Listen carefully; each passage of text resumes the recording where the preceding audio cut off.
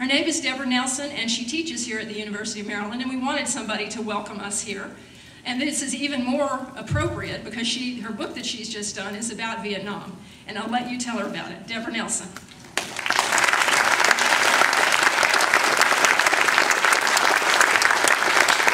It's a pleasure and an honor to welcome you here to University of Maryland, and on a personal level, to have the opportunity to thank those of you in the audience who have had the courage and conviction to tell the truth about war. Some of you for 5 years, some of you for 10, some for 30 and 40. Anybody out there 50? Anybody out there 50? All right, thank you. The book I wrote is based on interviews and declassified records from a secret 9,000-page Pentagon archive on U.S. war crimes in Vietnam.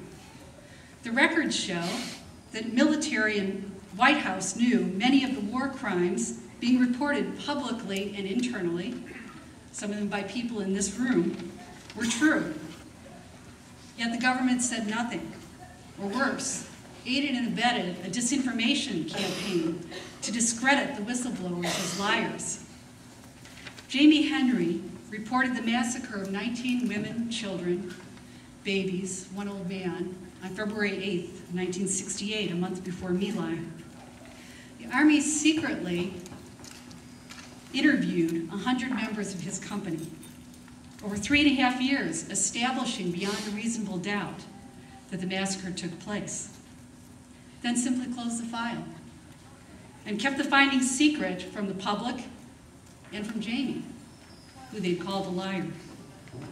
A dozen men reported routine torture of detainees with electric shock, with water rag, which you know is a version of waterboarding, by members of their unit, with the same result.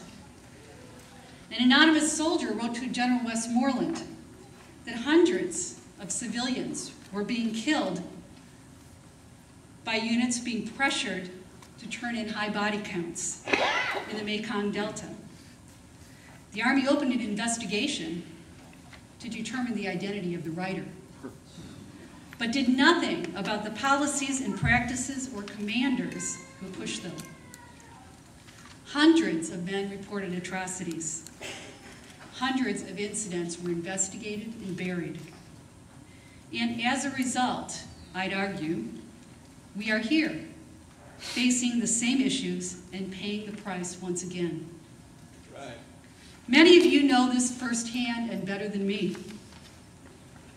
Now, you also may have noticed that the media, of which I'm part, like the military, didn't learn the lessons of Vietnam. Once again, we are averting our eyes, committing too few resources to the independent investigation of war crime allegations. There are fortunately exceptions. If you haven't seen it, I highly recommend Casualties of War, a powerful series that just ran last month in the Colorado Springs Gazette. And Coming Home, an equally eye-opening series on Salon.com. I'd also like to highlight a few initiatives here at the University of Maryland that promote understanding about the causes of war and principles and practices for peace.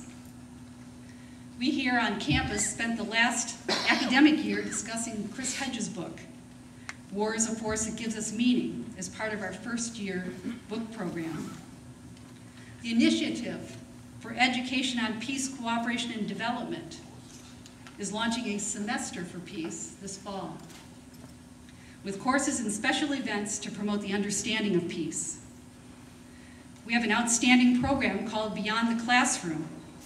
Jim Riker, who is here over there in the third row, directs it. The program helps prepare students for leadership on vital matters. Jim has organized speaker and film series on themes of beyond war and on envisioning peace, drawing on the insights of military officials, civil society activists, and NGOs, such as Veterans for Peace. Beyond the Classroom and Veterans for Peace will be presenting a sneak preview of The Good Soldier with directors Lexa Lavelle and Michael Ease this Friday at 1. You have an action-packed schedule But I'd like to close with a personal appeal that you venture less than a mile north on Adelphi Road to the National Archives and file a Freedom of Information Act form requesting release of the Vietnam War Crimes Archive that I mentioned a few minutes ago. A couple of years ago, the National Archives withdrew the declassified records from the public shelves. This after they had been kept under wraps for decades and finally released.